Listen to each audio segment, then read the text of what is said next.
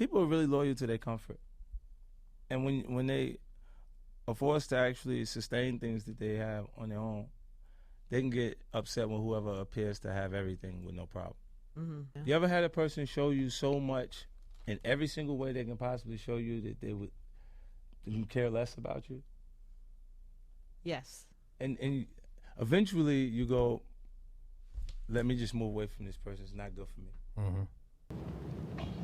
Well, the most ruthless people that you run into are going to be people that are just focused and not necessarily taking your life into consideration while they're taking theirs. So it's like the district attorney's office that she wants the conviction so she can move up and her career can be good. She'll give you 100 years.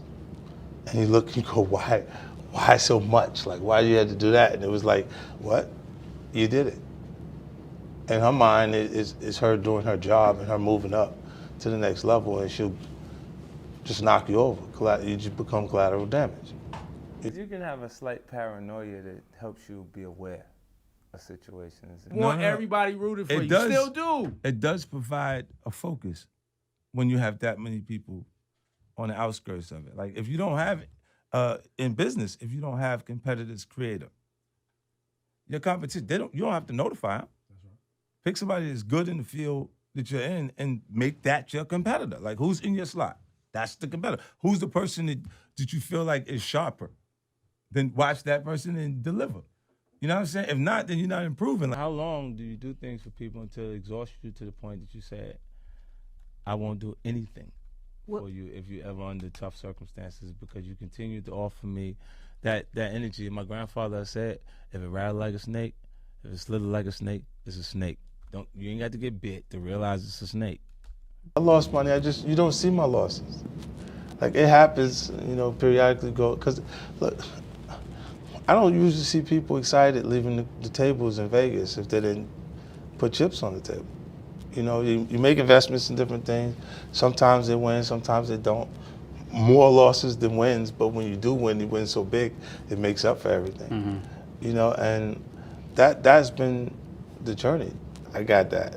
But there's going to be people unhappy with the success that you have regardless. They'll, without knowing who you are, individual could look and just judge you and say, I don't like that. He had that diamond goat on his neck. Why'd he put that there? You got to be a certain kind of person because he liked diamonds. Mm-hmm. Some people, they have the trait of, like, let's say the person's across the street, they look at you, they don't like you from across the street. Some people feel the need to go across the street to say, why, I'm a good person. I don't give a fuck. Yeah. I genuinely don't give a fuck about how those people feel about me across the street because they don't care about me. Is it okay for me not to care about people that don't care about me? Well, you say, look, ask me, do I want a problem? No, I don't think you I don't ever want a problem. But when they say they want a problem, I say, no problem. That's it. When I got a chance to talk to him, we even brought it down to the perspective of a person that's in a staff meeting that is watching someone else raise their hand to answer a question that they know the answer to. And that means that person deserves to be ahead of you in life because your fear of being wrong at that point is not allowing you to create your value in the workspace. Have you overcome fear? I mean, you were shot 9 times in the year 2000. In terms of dealing with fear, I suppose you're not scared of anything after that. Well, when you're in life-threatening situations, it makes you a little more conscious of death.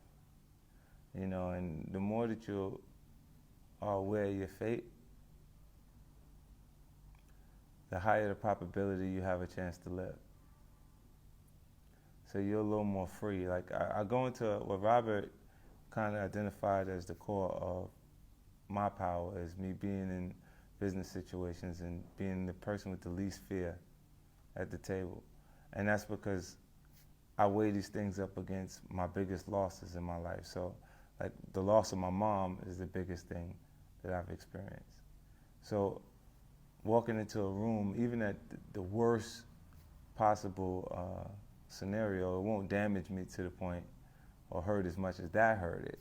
So I'll go in there in a secure space, able to speak and ask the questions, and I'd rather feel like I'm unaware for the moment within that those quarters than to feel like I'm unaware in a losing situation. We've always heard stories about you and his mother going back and forth. The only thing now is that you and him are not in a good place, Nah, which you know is what it sad. I love him, man. It's right, like it's my baby. Mm-hmm. But when a boy is 18 years old, it's big. I already expect him to identify with what's going on in front of him. That it's really how your mother feels about your dad, not anything else. Yeah. You know what I'm saying? Like, even his passion for basketball at this point, I'm taking him to go play basketball when he ain't big enough to jump or to throw the ball towards the hoop. You know, and then it's really interesting because you see it happens at periods where people have expectations to receive something. He didn't miss me at the graduation. Probably missed a car with no bow on it. I think the things you go through make you who you are.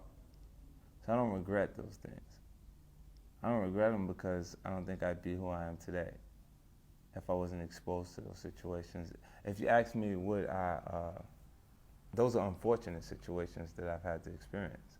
And if I had a choice, I would have definitely went in a different direction. I might have wanted to go to school for business instead of having to go through this portion of my life. But, tough lesson, yeah. Yeah, but under those circumstances, when you're in an environment where you meet aggression with aggression, or you're deemed weak, and the weak becomes the prey, you gotta kind of back people off of you at different points. Let me explain this to you, right? If I have an enemy, I make them very clear that we're enemies. Okay. I use fair. I use my energy To make to it clear. destroy things around them. I make Take things, responsibility for that. right, for just and actually be an enemy for the person. Right. Now motherfuckers say you crazy, nigga call me crazy. You know I be thinking when they say that? Niggas say I'm crazy, I be thinking, yep. I was crazy enough to believe what the fuck I was saying gonna happen was gonna happen. And that's why I was persistent enough and consistent enough to exist now. Nigga, we the same, we come up the same corners, we ain't had much. You understand what I'm saying? You just gotta hustle, nigga, you gotta go hard, man. You see it playing games, man? Niggas got it, I'm gonna get it, trust me. I'm gonna get mine, I don't know about y'all niggas, you know what I'm saying? That niggas on bullshit, real shit, man. Like, I mean, like, I don't even know what to say to niggas, man. I go through my hood, niggas like, yo, what up? I be like, nigga, get the fuck out of here, I ain't talking to this nigga. What the fuck am I talking to this nigga for? You know what my grandfather told me? You don't get as far as the motherfuckers you talk to for no reason. You'll be successful as the motherfuckers that you talk to for no reason. What I mean is, if you spending your day talking to a nigga that ain't got nothing going on, what the fuck kind of information could he offer you? Can he help you learn something? Can he teach you something in the conversation? If I'm from the same corner another nigga from, and that nigga get up off that corner and start bringing in 100 big ones every motherfucker, I'm not talking about $100, nigga. I'm talking about 100 M's, nigga. A motherfucking, yeah, I got a lot of questions too, right? Supposed to have a motherfucking question, but niggas always act like they don't understand what's going on. I be telling niggas straight up, I give them the game, man. It's a gift. Here you go, baby. And you know what they do? They look at me like I'm trying to pull a fast one on them. You know what I'm saying? Like, I'm gonna get to you right after I used it. Once I bang them one time, I hit a lick, I'm gonna let you go ahead and go do it if you can fucking keep your head together enough to get yourself in the position. But I mean, you want to play stupid, be stupid, stay broke. I thought I was ready in '97. Right. And I didn't have a major record company marketing to promote my project till 2003. Right. You know, so for that time period, I had to run on my own energy. You know, I had to convince myself that I'm gonna make it. You know, regardless of how people felt at that time. And what it does is it makes you feel like, well, it made me feel like there's going to be points that people are going to mistake my confidence for arrogance, because they don't understand the process I went through and how much I had to believe in myself in order to make these things happen. I feel like you can will yourself into a good space. Things that are meant to happen will. And if you believe in yourself enough, you can help yourself learn. For me, I'm gonna take it in. I'm gonna absorb everything that's going on and get what I can get. Ain't no school for this shit, stupid. Ain't no school for this shit. You gotta be smart enough to pick up the information as you go. You see me winning, don't you? And fucking old timers is looking like, yo, that young boy, he took a page out of my book. But they ain't make all of that fucking money off it that I made off it. So what that make me? and make me a better version of them niggas. You gotta approach every altercation or situation differently based on who you're competing with and how you assess your opponent. The people that you actually associate yourself with, if they don't have the same kind of goals, in conversation you can be going in circles, so you're not growing. See, there was a point in our culture where you had to actually be what you said. Right. Be who you are. Like now it's different. You could just say some shit. Right. You know what I'm saying? Like, because they're trending. Like.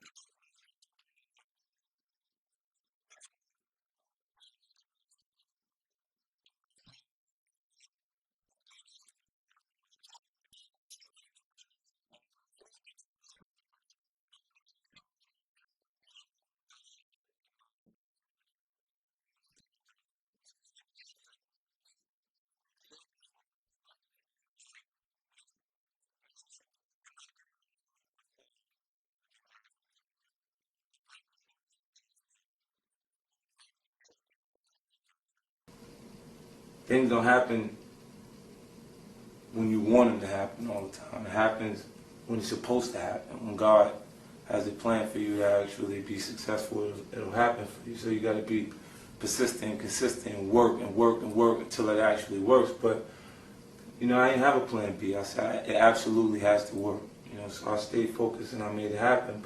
When you speak about African Americans, everyone that you would say is someone is easily recognized as a leader, they all have something spiritual in common, like Reverend Al Sharpton or your Reverend Jesse Jackson or your Minister Louis Farrakhan, or even further back in history, you know, Reverend Martin Luther King and Malcolm X. They all spoke through religion to the masses because those are the vices. On the new record, New Day, I say you can hit your knees on the church floor and pray get better, or push the door on a liquor store and see where it gets you, because people either medicate themselves in a different way and drink or use something that mellows them out and they don't have to deal with the reality of the situation momentarily, or they pray that it changes. Like even the statement I made in the actual Oprah Winfrey interview, I said pray or worry, don't do both.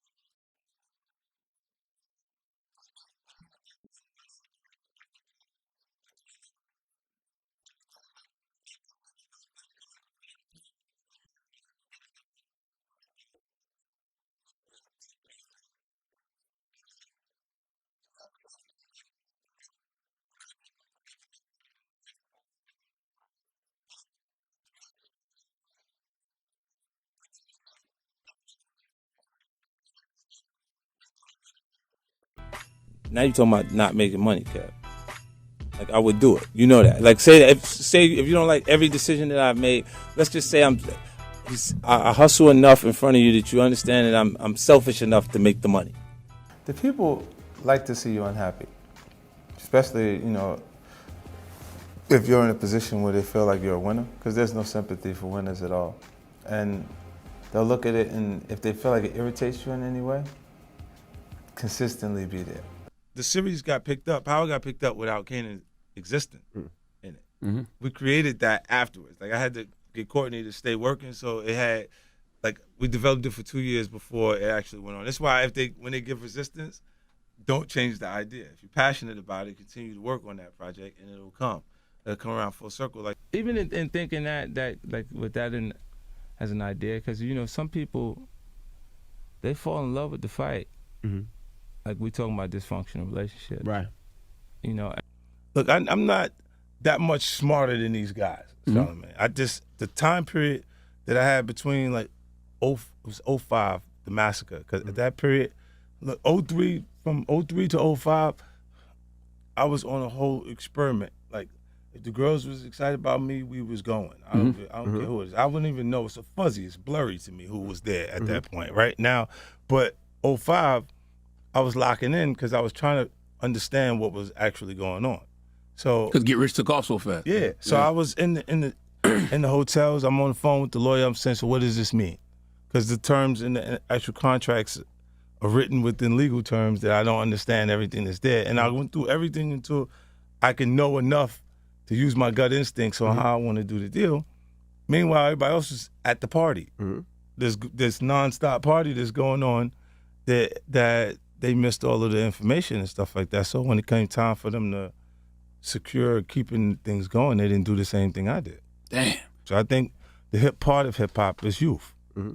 Culture, and that like we love things that are like the culture loves things that have been damaged by the experience, and you can see no matter how harsh the experience has been, how beautiful the art is. In order to get the best out of the people around you, sometimes you have to clearly and forcefully articulate the opportunities you see for them. Just because you see something for them, you can't assume they see it too.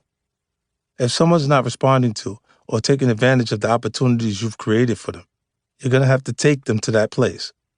That's literally what leading means. You cannot construct a team and expect everyone to instinctively know the position they're supposed to play. That's how confusion and later frustration sets in. If someone is not in a competitive mode, then it's on you as a leader to activate that mode for them. From your top lieutenant to the lowest person on the totem pole, you need to be able to articulate not only where you need the person to go, but also the steps they should follow to get there. Most of the time, getting people to the right path will require bringing their competitiveness and cockiness down a few notches. Helping them, like in the case of Bang'em Smurf, be a little bit more realistic about what they're capable of and where they stand. But occasionally, like in the situation of Omari, you're going to have to take the opposite approach. You're going to have to lift them up a bit, remind them of what they're capable of, believe in them so openly that they start to believe in themselves. The key is understanding that different people require different tactics. You can't coach everyone on your team the same way. But when I say organized crime, the image of a white Italian-American will pop in your head, because if you have to point to a criminal, even a criminal, and say he's intelligent, you point to a white person, because the triads are killing the triads. The Russians are killing the Russians as far as the organized crime are concerned. Why is black on black crime pointed out like it's a issue that doesn't exist in every other culture? You would think they would learn from you, because I remember I heard you say once, M's a general, but he knows how to be a soldier with Dre. You're a general, but you know how to be a soldier with M and Dre. And that's just being conscious of yourself, because I mean, you know the laws of power, and you never outshine the master. You see what I'm saying? Like I even had that conversation and said it to Drake. I said, don't ever go over or be past Wayne in conversation, because it'll hurt you. When you spend 26, 27 years of your life not having anything, and then you got 10 years of what people would refer to as the successful portion of your actual life. And I think when you've achieved your success, and I'm sure, you reflect on how far you've came. And you'll constantly make reference to the way things were, because you'll see people start to develop that sense of entitlement that they develop around you, like what you should do for us, that energy, and you look back at where you come from, and you'd rather write the harder times because it resonates as something that's really real to you. I'm extremely serious about the value of hard work. I believe it creates not only success, but happiness too. You can never feel satisfied if you're not applying yourself to something you feel passionate about. There are certain material goods, and cars are at the top of the list, that signal to other people that you are someone that should be taken seriously, that you are different from the rest of the herd, especially in New York City. You can't drive your fancy apartment or brownstone down Broadway, but you could damn sure roll by slow in your whip. Like, and then I don't go and say, yo, you know what? Let's just be friends. See, because the guy in the schoolyard doesn't want to fight, always leaves with a black eye. Mm-hmm. The moment that you show people that you're not willing to fight, they want to fight. Right. And it's cool. Like, this is why, like, I say that "This is why you work" concept. I think the only separation between people is their passion. And So true. when you become really passionate about it, you can make it happen. Like, I just believe that, personally. So how do we know how to explain to our children who's real and who's fake? Because they don't know. You know what? Whenever they see someone consistently glorifying the lifestyle, Right. you should know that that's fake. Okay. Okay. Immediately, because if I could chose a different route, I would have chose it. Right. The circumstances I grew up under, it forced me to go in the directions I went in early. But I identify with those being mistakes at this point. The entertainment process is when you write it from a perspective that people can actually embrace it. I feel like women require maintenance. Right. Not financial, but mental maintenance. We do. You know what I mean? On some level. So if that maintenance is being done properly, you can put them in a room with billionaires and it won't matter. Right. She'll be in there until she go, hold on, he might be hungry, I got to go. I got to go fix him to eat. For that $1 billion is connected to those people's lifestyle, but she will be loyal and consistent with that actual person if that maintenance has been right. Because it becomes a part of who she is in her life at that point. She's emotionally connected to it. When they say like street cred or credibility, for me, those are all things that if you ask me, I would prefer to not have street credibility, to not have to go through the situations that I went through that were the rough spots. If you ask me, would I prefer to go to college for business maybe and try it from a different perspective? I try it. I still probably have passion for the actual art form and be involved in some ways, but I'd rather come from a different angle. Like, those are the toughest parts of my actual life. They don't know what it's like when you're actually going through it. I want to be bigger than the guy who made good hip-hop records. I wouldn't even have the ability to be a part of business without music. Like, the success from away from music is cool, and it helps me secure the ability to be an artist. Like, if you financially have to make a decision that affects your creative because you're like, how much they gonna pay me? Okay. I don't care who the girl is. I don't care what it sounds like. I'm gonna rap on it tonight because I need the money. You know what I mean? Like, then you'll compromise, who you are to the public at some points, and then that's not cool. You want to see artists, come in and do something special. There's no artist development within our culture anymore. So you're gonna see a lot of guys come with one song and then disappear because they're getting there early. I came my first deal and album in '97 and didn't get a chance for anyone to really hear anything until 2003. And I was writing music full time at that point. So it says that period made me good enough to create what was Get Rich or Die Trying, and a full body of work that people could appreciate, opposed to just that one song. Still, no matter what your situation is financially, if you really believe in something, I'd always recommend that you go for a piece of equity over an upfront payday. When you ask for equity, you're essentially betting on yourself. When I did that with vitamin water, it was a fairly unique bet to make. Now with the rise of startups, it's a form of compensation that a lot of people are looking for, especially in the tech and media fields. It's always smart to negotiate for equity, but you also have to be savvy about what sort of equity you're getting, because all slices of the corporate pie are not always equal.